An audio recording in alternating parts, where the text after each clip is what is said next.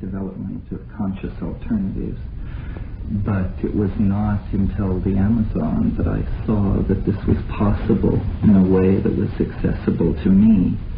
So then I concentrated on those people, those chemical families, and that then became the compass for all the work that I've done since then. And I regard the degree more or less as a joke, because it was self-directed study. They don't really, there is no degree in shamanism. But my interest was basically one in the phenomenology of religious experience, religious traditions worldwide, and primitive people against a background of tropical nature. And stumbled onto the mushrooms in the jungles of Colombia in 1971. And was not even particularly interested in mushrooms at the time. We were looking for a less well understood drug that is still not discussed much in the literature, that exists in a very circumscribed area among 3 Indian tribes. And we went into the jungle to stay at a mission that served these Indians. And the priest at this mission had cleared pasture and brought in white cows. And there were many, many of these mushrooms. And as soon as we started experimenting with them, I realized that what I had been told about psilocybin, which was that it was analogous to LSD, but simply required a larger amount for the effect to be present, was a complete simplification of the issue. And actually then psilocybin became the focus of my interest, and by extrapolation the other tryptamine-related hallucinogens. And a great dream of mine and of my brothers as well was that the mushroom must somehow be made accessible to people so that they may judge for themselves the difference. And we worked with this over a number of years, and in 1975 we succeeded in growing it by a method that had previously been used only in the laboratory on commercial grocery store mushrooms to study their genetics, but it turned out to be perfectly adapted for growing this mushroom. Within a matter of months we had written Psilocybin, the Magic Mushroom Grower's Guide, and the information was moving out into society. But more important from our point of view was that the mushroom was again accessible to us, so that we had psilocybin in a form that was certified pure by Mother Nature. And that initiated the second phase of our work with these drugs, which has carried us up to the present day. And it's basically a project of taking the drugs, calling attention to the differences, the uniqueness of the state, and trying to attract other people's attention to it, because we have a very deep intuition of its importance for the cultural predicament for mankind generally. And this is how we come to where we are today, basically. You just mentioned that the mushroom is really important for our culture right now, and you perceive yourself as an advocate to bring into our culture a new element, like an easy way to reach altered states of consciousness. What can we learn from these experiences? Well, the first thing that we can learn is that they exist. In other words, that perhaps it's a truism in the 80s, but at one point it was thought that there were 2 states of consciousness, awake and asleep. Now there is a gamut of these states, but I still don't believe that the people who deal with consciousness realize how mutable consciousness really is. There is a prejudice against the use of drugs because there is an inherent dualism built into Western thought. where people value the experience if it is endogenously produced through ordeal or personality or dieting, but is undervalued if it comes from drugs. This has, in my opinion, held back the Western development of understanding consciousness, because quite simply, these states I do not believe are accessible by any means other than drugs. And this is heresy to a number of people, but the evidence that I lay in favor of that contention is the history of human art and literature and music and painting is surprisingly empty of the motifs which exist in the tryptamine-induced ecstasy.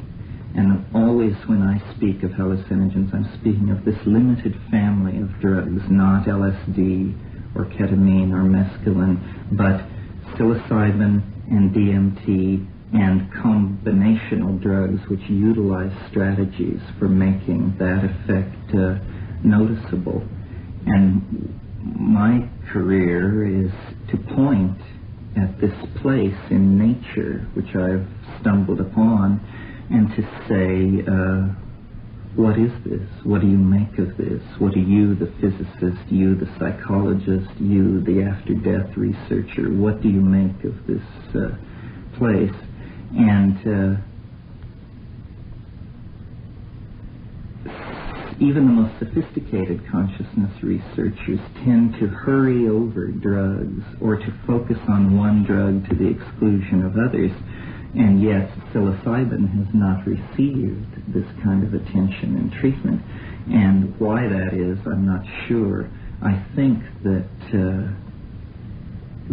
the element of terror involved in doing it, the fact that it does not bathe your ego in a cloud of certitude or assurance that everything is going to be fine.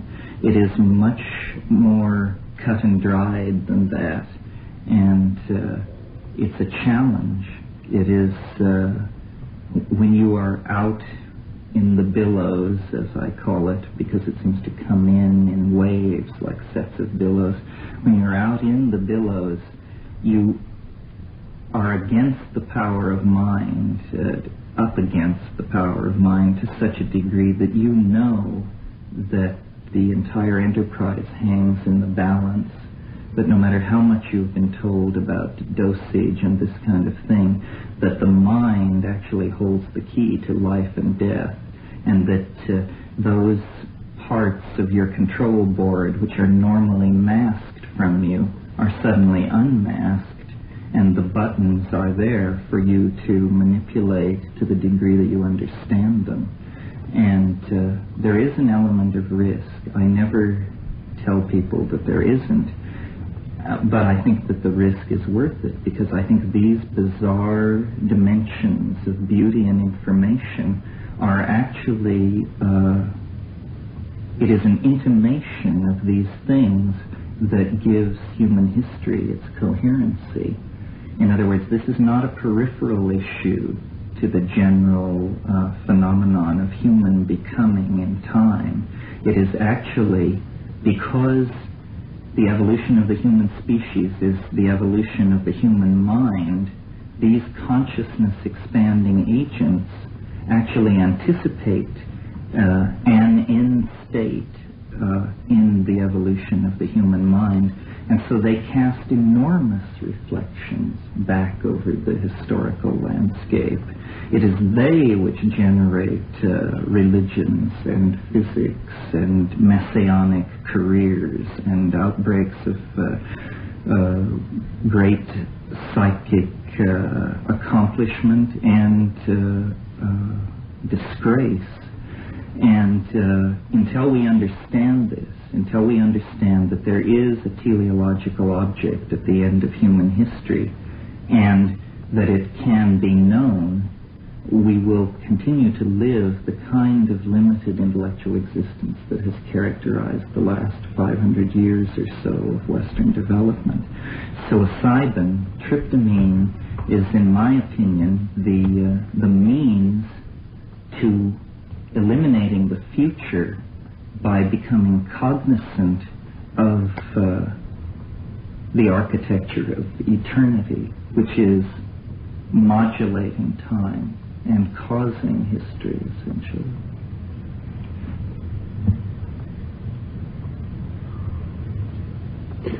How do you perceive in this context the future of mankind and the human mind? Well, I've said many times, the human history is a lunge across 15 or 20,000 years of time, from the primitive stone-chipping primate to that creature which will walk into a transdimensional vehicle and leave the solar system and human history and the concerns of the human monkey far behind. And this may take 1,000 generations of people, but as a biological fact, as an emergent process of planetary significance, that is only a microcosm, a microsecond of cosmic time. The immediate future of man lies in the imagination, and in seeking the dimension where the imagination can be expressed. The present cultural crisis on the surface of the planet is caused by the fact that this is not a fitting theater for the exercise of imagination. It wrecks the planet. The planet has its own ecosystemic dynamics, which are not the dynamics of imagination. In space, the physical space that surrounds the planet, the modalities of imagination will be the limiting cases of what man can be done. So I see man becoming an artist and an engineer.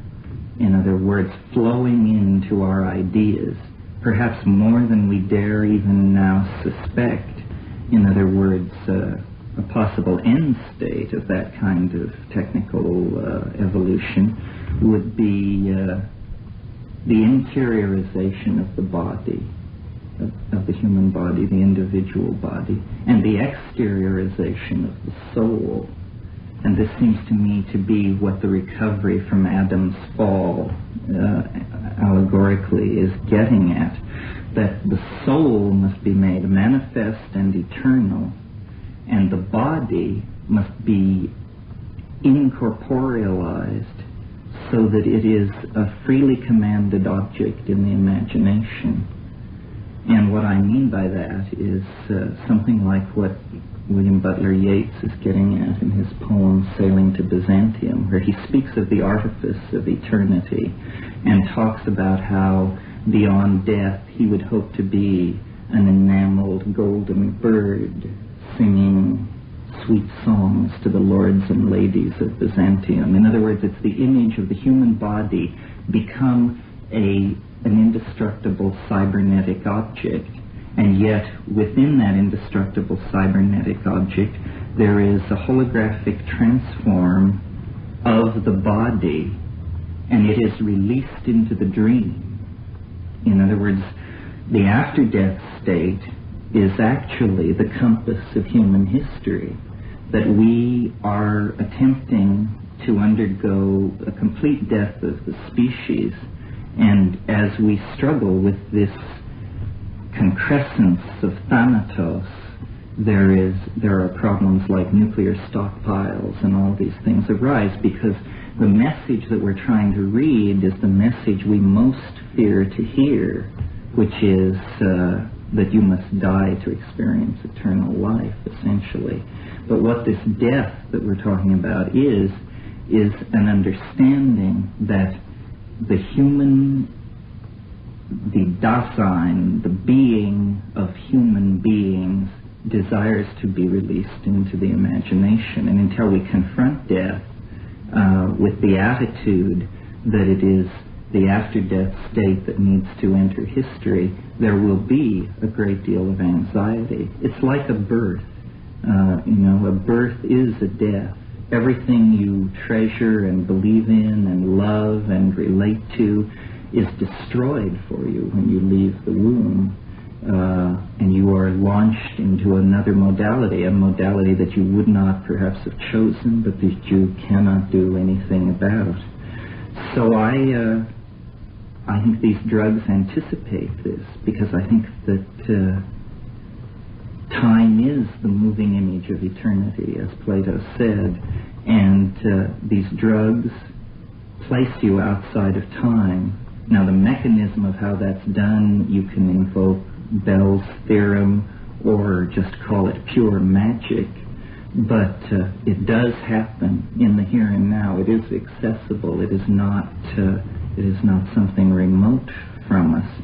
But somehow the clamor of the modern world, and in the search for answers, people have feared to place themselves on the line and to actually wrestle with life and death out there in those strange Bardo-like dimensions, not realizing that there is no other way to win true knowledge. I mean, it cannot be easily come by. There is no knowledge without risk-taking.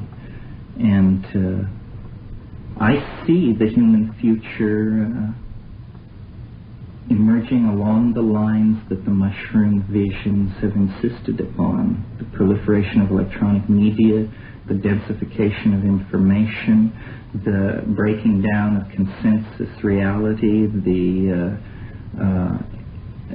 breakdown of a coherent dogma at the center of physics. All these things indicate that it is slowly becoming understood that the modality of being is the modality of mind. And once that realization is placed in the center of someone's thinking about the world, the importance of these drugs will be seen to be paramount. And once a culture places that understanding in the center of its model of the world, these drugs will then point the way, and we will be much closer to the end of history that I think we all desire, consciously or unconsciously. A cutting of the Gordian knot and a release of the human species and individual into the dream, basically. And primitive people, meaning pre-literate people, they just have circumvented the entire process of history. They have leapfrogged over us. They are already in the dream. They have accepted the drug on its own terms and assimilated it and live with it. The problem with that, for them and for us, is that we are destroying their world, and our intellectual equipment is such that we can never have that naive epistemological approach to these phenomena, because we know about techne. We know that energy can be manipulated to achieve effects, and so it isn't enough for us to try to recreate the shamanism of pre-literate people. We have to go into the shaman space with the a priori categories of Kant, with the eidetic reduction of Wittgenstein, with the ideas of Merleau-Ponty and Whitehead. All the intellectual equipage of our culture must be carried with us into that space to attempt to map it in a way that will be relevant for us and that will point the way toward a shortening of this period of shock and the accumulating shock waves, like the bow shock of ionized particles or energetic particles meeting the magnetic field of the planet. That's what the chaos at the end of history is. Were you just talking about the Bell theory? No, I'm talking about a shock wave which precedes eschatology and is modern times, basically. I mean, it has been increasing throughout history, but as we grow closer to this moment where the human mind will evolve into hyperspace, the confusion, the amount of contradiction, the amount of, Q it's called in engineering, just the amount of vibration in the system is increasing to the point where it seems like the system is about to fly to pieces. This signals to me that the onset of the primal crisis, that when we have gone through it, we will then live in this realm of altered understanding that psilocybin and these drugs anticipate. And it isn't a coincidence that they anticipate them. It is, in fact, what eschatological time is what they reveal. That's why the cultures we find using them are eschatological and historical cultures. What is the Bell theorem you were talking about? Well, the Bell theorem is simply an interpretation of an experiment in quantum mechanics which seemed to suggest that information is non-local. In other words, that everything about everywhere can be known here and now, because somehow all information is cotangent to every point in the matrix. I don't pretend to have the background to judge the Bell theorem. What I would say about it is, if it isn't true, something like it must be true to account for the informational content of these drug experiences. If you just take a simple behaviorist model, what is in your head, if behaviorists and reductionist evolutionists are correct, what is in your head should be very adapted to the here and now. It should be efficacious information that bears on your survival. Instead, what we find when we take these drugs is a density of information, an alienness of information, an inapplicability of information to the human condition that suggests that information is available that has no bearing on the life of the individual or his the success of his evolutionary strategy.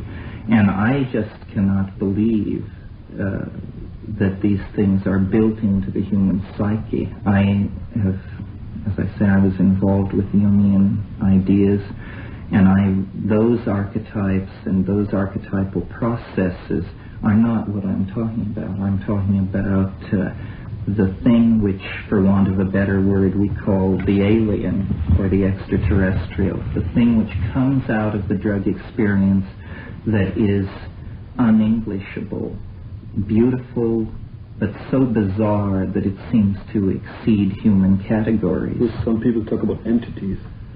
Yes, it can present itself as an entity. It can present itself in a number of different ways. It is the central mystery of our age. We are so alienated, or let me restart that. The relationship of intellectuals alive today who are familiar with the state of modern science and that sort of thing to a question like the existence of extraterrestrials is approximately in the same place or degree of closure as the relationship of 15th and 16th century intellectuals to the real properties of matter. In other words, they had only a tenuous grip on the real properties of matter. And consequently, alchemy could exist, could project the hopes of human psychic transformation onto inert matter, because so little was known about the real nature of matter that it seemed a reasonable place to expect these kinds of things to happen. The present state of thought today is that it's highly likely that there are extraterrestrials somewhere out among the stars. Our state of the development of our chemistry, astrophysics, linguistics, etc., makes it reasonable for us as moderns to expect that. So then consequently we go into our heads, and there seems to be the extraterrestrial.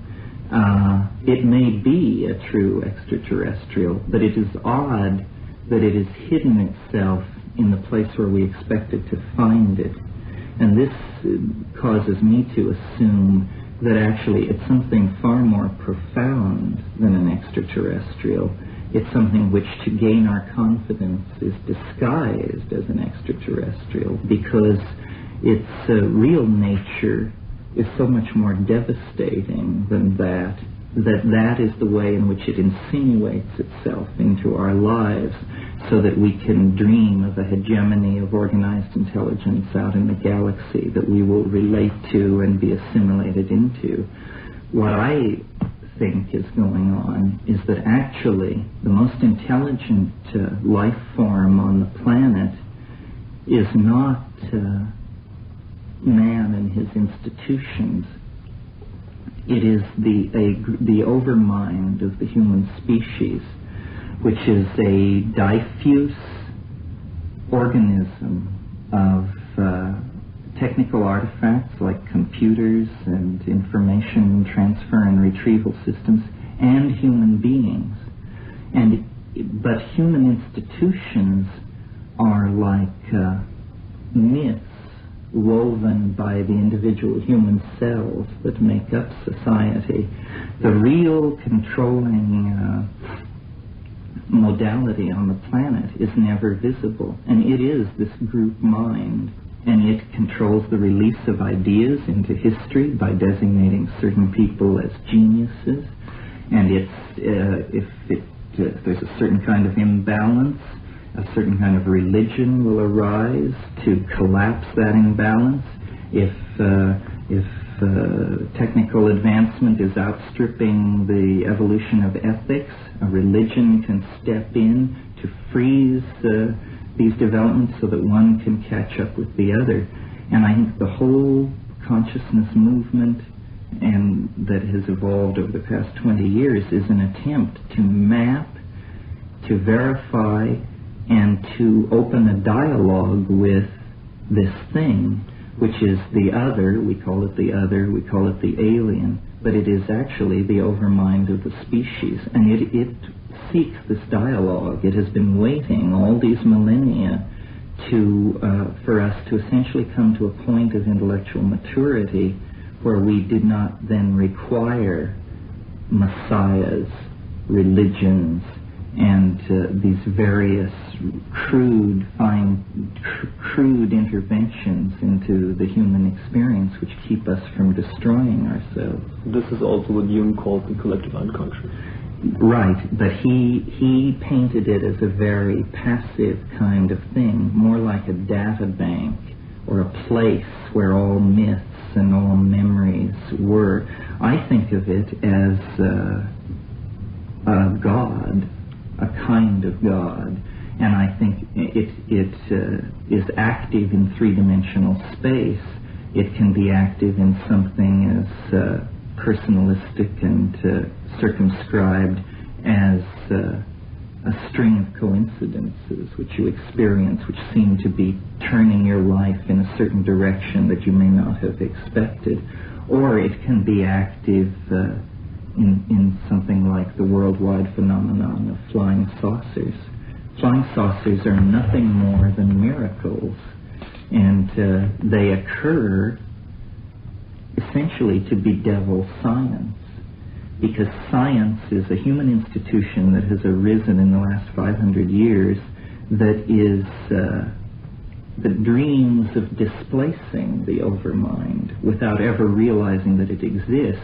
Science dreams of this place of preeminence, but science creates alienation, species survival problems, all of these things. Now then, the overmind, which can be thought of simply like a cultural thermostat, it clicks on when the clash of contradiction between the ethics of a society and some other institution, in this case science, becomes too great.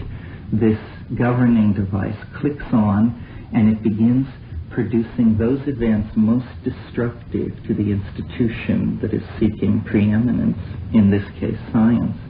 So the inexplicability of the flying saucer phenomenon is its central reason for being, and all the effort to reduce it to something, metal ships from far away or anything else, is doomed to failure, because its very reason for being is to undermine those kind of ontological systems. Why we're talking about this is because psilocybin inducts you into the flying saucer experience. In other words, a metaphor for it would be to say that psilocybin is a means of triggering the so-called abduction experience, or the close encounter of a third kind. Once you realize that, once you've satisfied yourself that that's true, a number of experimental avenues are opened up. A number of different approaches to what's going on are suggested. I mean, here we have alien entities eager to transmit information, eager to carry on a noetic dialogue, and we seem to be ignoring the opportunity because our categories mitigate against us correctly appreciating it. Are these entities coming from outer space, or are they more part of us?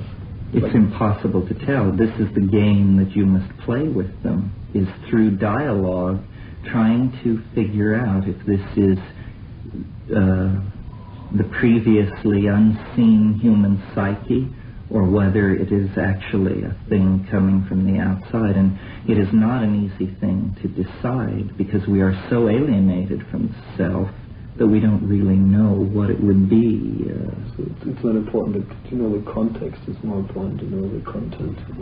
The content is very interesting, yes, because even if we were somehow to verify that Bell's non-locality theorem applied, and that these were real entities around a real sun somewhere in the universe, it would make them no more or less real. In other words, it's a hang-up to demand that they appear in three-dimensional space. I have this hang-up, so I don't put it down. I always think of the Apostle Thomas, because you'll recall Thomas was not present when Christ returned when he rose from the grave. He appeared to the apostles in the upper room, and Thomas was not present. Then later he was there, and the apostle said, "Listen, the master was here, and it was wonderful." And he said, "You people have been smoking too many little brown cigarettes. That's preposterous." And at that point, Christ walked in, and he said, "Thomas, come put your hand into the wound so that you'll believe." And so he did, and so then he believed. Well, the moral of the story, as I read it, is Thomas was the doubter. Consequently, Thomas was the only one who was allowed to actually touch the resurrection body. It was because he doubted that he was vouchsafed this position of preeminence. And I'm like that. I mean, I would like to touch the incorporeal body. I would like to call the saucer down and observe all of its workings.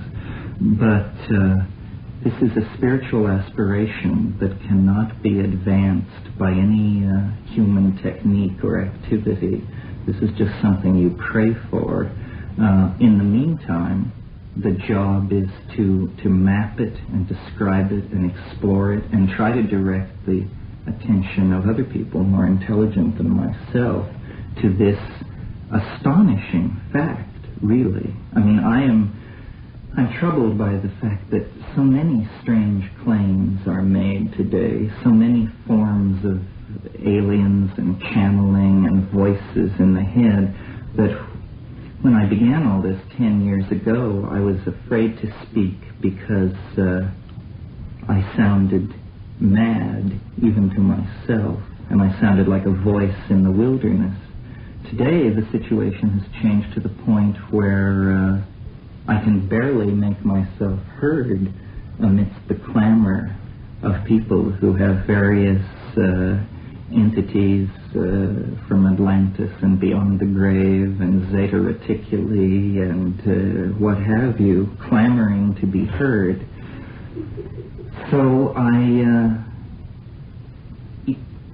I take it on faith, and I ask you to take it on faith, that I am somewhat more objective and somewhat more interested in hard facts than these other channelers. I would like people to take a look at this phenomenon and then tell me what they think. And it involves risk. People fear to do it. Careers are placed on the line. It is not easy to make a career out of taking a psychedelic drug. It is not a thing which mixes well with the politics of any institution, a university, a research institution, that kind of thing. Perhaps this is why shaman are the primary sources of information about it. Terry, are you a shaman? Are you an exploring shaman? I'm an exploring shaman. I wouldn't claim to be a shaman, but I think anybody who takes these things and goes out and tries to navigate through and make maps and bring back data is a shaman for sure. Do you want that everybody takes this drug, comes out and takes the drug? Or? No, I don't think so. I think it's very dangerous. I do not tell people that it's safe because I don't have the faith that it's safe. I know what the pharmacological literature says, and it says that it's safe, that at the doses where these effects occur, there can't possibly be a problem.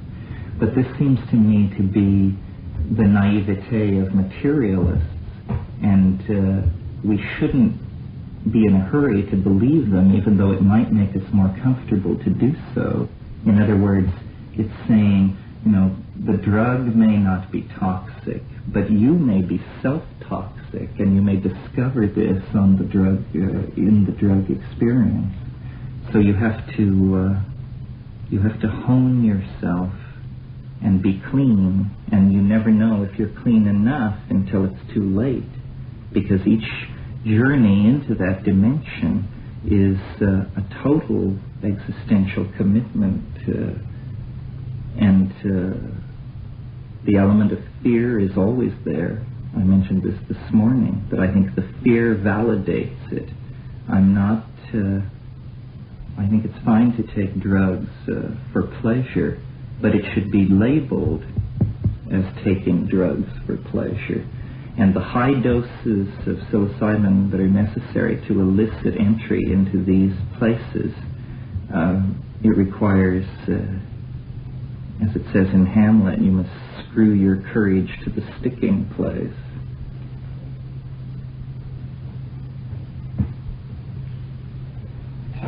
You mentioned earlier about mankind evolving towards a teleological goal. Would you comment on that? What is the goal? Well, I don't think there is a final goal and an end to history. But speaking relative to the history of the past 4,000 or 5,000 years, I think the goal is, as I said, to invert the relationship of body and soul, so that the body becomes an image in the imagination, and the soul becomes an exteriorized, solid-state piece of circuitry which maintains everything else in stasis. And I'm not sure if people even realize what I'm picture in my mind when I say this, but I think that the destiny of man and what man will make be his destiny, just because of how we are, is release into the imagination. And this is what all our after-death scenarios say, whether they are true or not, and they may be true. And this is what poetry aspires to, art aspires to. It's release into the imagination. We are creatures of the dream. And once this is articulated with sufficient clarity, and it's happening now, but I think the work we do with these drugs, we are the earliest pioneers in what over the next 100 years will lead to an understanding of consciousness almost as a thing apart from the monkey body and brain. We are consciousness, We may not always be monkeys. We fear the dehumanizing effect of so many computers and emotions, euphoric emotions not related to sex and all these things. We fear them. We say we are moving further and further from nature, deeper and deeper into our own psyche. But this is a dualism. Our psyche is nature, and we cannot move away from nature by exploring these places. So I believe, that a technological recreation of the after-death state is what history pushes toward, and that means a kind of eternal existence where there is an ocean of mind into which one can dissolve and reform from, but there is also the self, related to the body image, but in the imagination, so that we each would become, in a sense, everyone. I would live at Versailles, and you might live at the Taj Mahal, and someone else might live at Buckingham Palace. But what you would see, if there were an exterior observer, what you would see is only that man had become a coral reef of circuitry in space and on the planetary surface.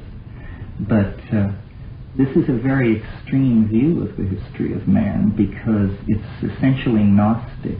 It says we are not now what we yearn to be and are destined to be. We are not. I don't see history as a process of accepting and coming to terms with monkeyhood. I see that it will inevitably seek to transform and transcend monkeyhood. And this will be very frightening. I mean, it's frightening. Imagine if even a 15th century person were to be in this room with us, and the value systems, the clash of assumptions about what is important and unimportant. And this will be a much more intense change, and whether it is good or bad rests on a question that I have no answer for. And the question is man good? And this, I maintain, is the central thing to dig at, and we cannot know, and there's evidence pro and con. I have the faith that man is good, so I don't fear this future. But if someone had a doubt, even a small doubt about that, then they would be repelled by this. And I take all these movements which want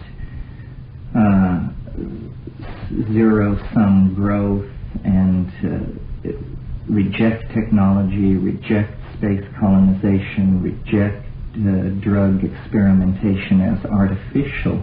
These people would be very alarmed by this kind of a point of view, but they do not seem to realize that the momentum toward this kind of thing is now so great in terms of human culture and that sort of thing, that there can be no turning back. We are either going to change into this cybernetic, hyperdimensional, hallucinogenic angel, or we are going to destroy ourselves. The opportunity for us to be happy hunters and gatherers integrated into the balance of nature, that fell away 15,000 years ago and cannot be recaptured.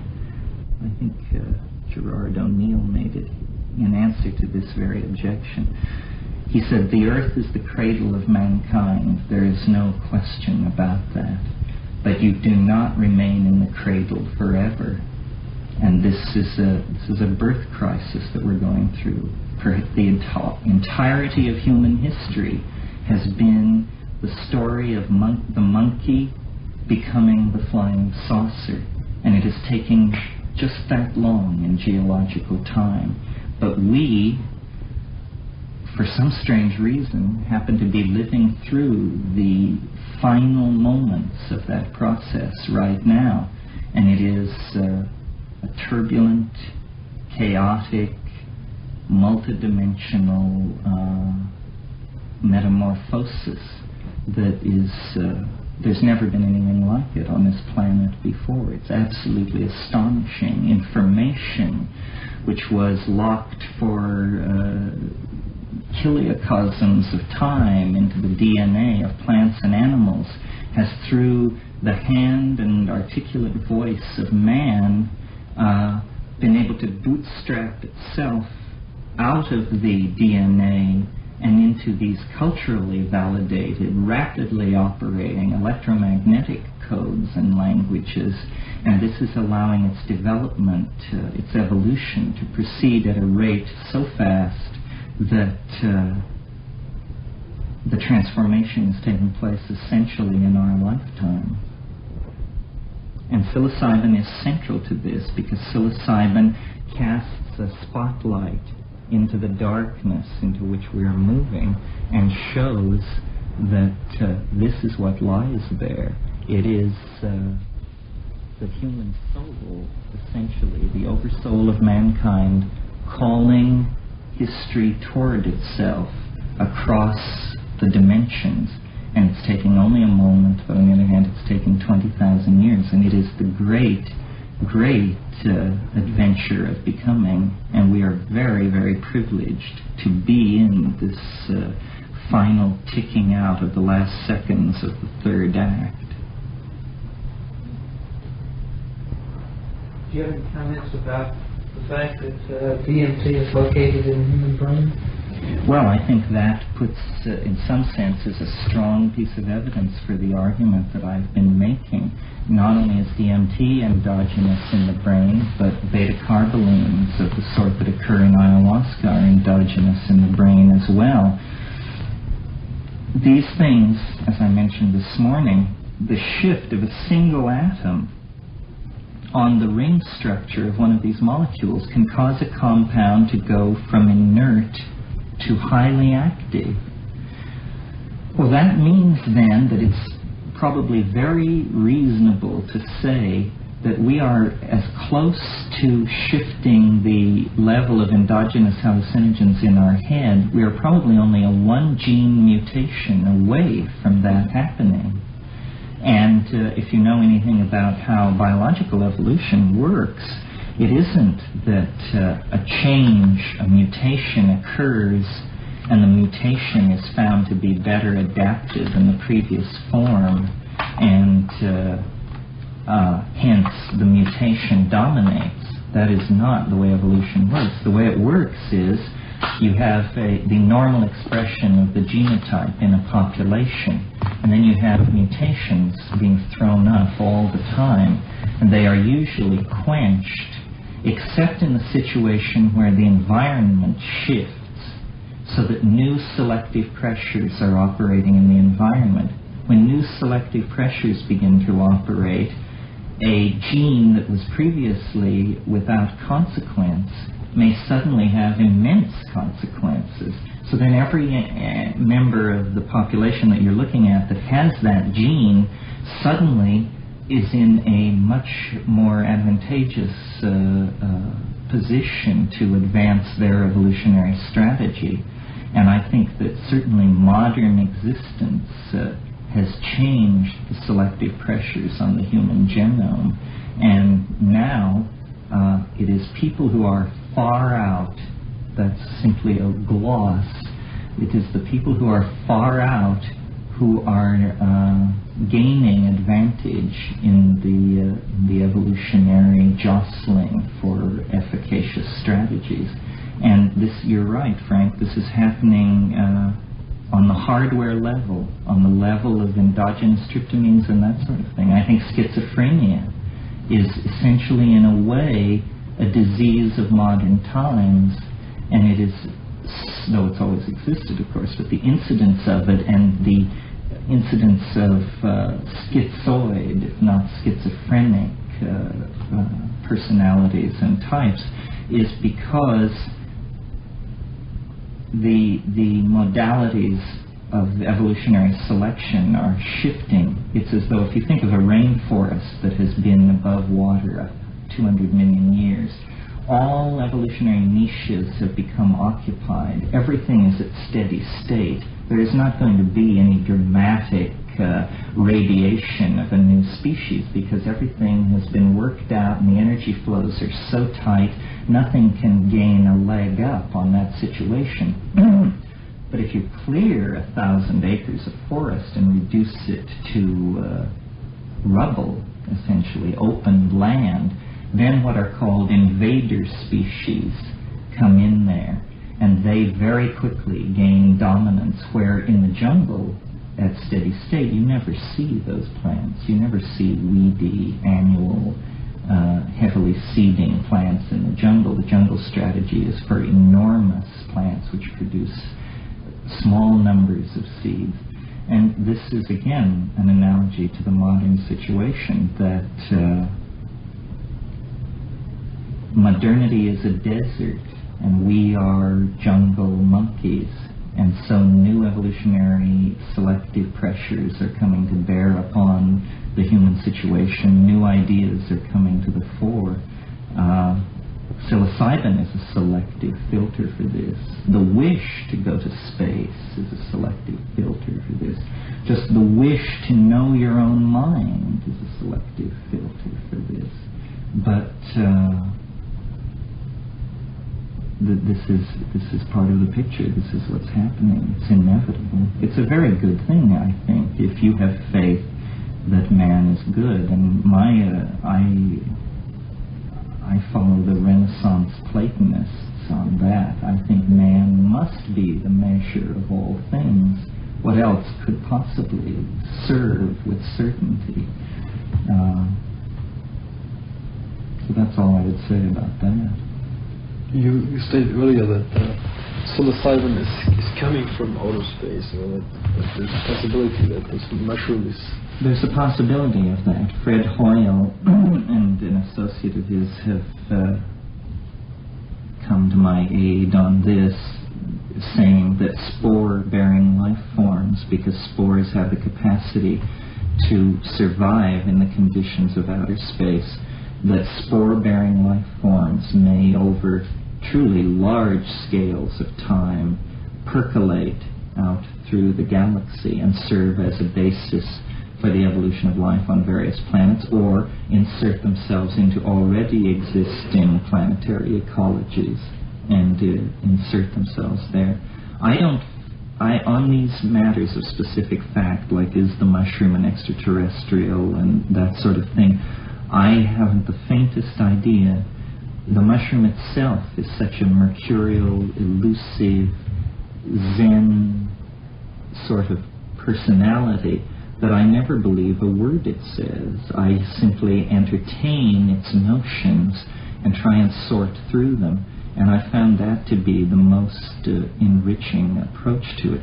To know that the option of believing that is there on hard evidence is very exhilarating. As to what is really going on, the mushroom assures me that I haven't got even the faintest grip on what is really going on. But something is going on. Can I ask another question? Maybe the last one. Sure. What do you think is evil? And can these mushrooms be misused? Well, I think anything can be misused. Most evil is trivial. And if I could speak off the top of my head, the only evil that associates itself with mushrooms is taking it but taking too little. In other words... Did you define evil? Evil is... there's a word I want. It isn't twiddle, but it's something like that. Evil is when you play at things, not in play in the Hindu cosmic sense, but where you fiddle with things, you muck with things because you don't want to get your feet wet. You want to be able to say you've done these things, but you never want to really place your validity on the line. And I am amazed at the number of people who claim familiarity with psychedelic drugs, who, when you actually question them closely, it's very clear that they had a sub-threshold dose. Even if they've taken it 50 or 100 times, they have managed through low doses and strong defenses to always keep the demon at bay. That's it, demon with a D-A-I, to keep the demon at bay, and they don't know what they're talking about. You must take a sufficiently large dose so that you enter into these places. Not to knock him personally, because he's a very nice man, but as an example, Roland Fisher, whose work you may know, I talked to him, and he has given psilocybin, he says, to about 15,000 people at NIMH, and now he's retired to Mallorca. But oh, you do? Yeah. And I said to him, I said, Roland, what do you make of it? I mean, what do you make of it? And he said, well, make of what? And I said, well, what do you make just specifically of the hallucinations? You say you gave it to all these people, you took it 6 times. What happened when you closed your eyes and looked at the hallucinations? He said, I never closed my eyes. I was highly agitated throughout. And I just realized these things, which seem to me as natural as breathing, just slide right past people. I mean, of course you do not eat for a few hours before you do it. Of course you lie down in darkness and compose your mind and look at the darkness behind your eyelids. And of course you invoke it through the wish to have it come to you. These are things as simple as they can be, yet here was a man with a lifelong professional involvement in it, published dozens of papers, has made contributions in the mapping of consciousness, but he could never just stop fidgeting long enough to see it. So my idea of that as evil is anything which trivializes a mystery would be evil. And since this is a mystery, any dismissing of it or constantly taking it at low doses for hedonic purposes, I mean, there's nothing wrong with that, but that's not the whole story, and nobody should think that gives you a pedestal from which to speak about it. You really have to do these heroic amounts and integrate them. This is something I haven't even talked about in this interview, but these things are very state-bounded, a term which Roland Fisher, in fact, coined. That simply means that they're very hard to retain and remember what exactly happened at the peak of the flash, and you come down and you say, well, it was very strange, there was information, there were entities, but I just can't get back to it. The way to overcome that is to be as psychedelic in your down life as possible.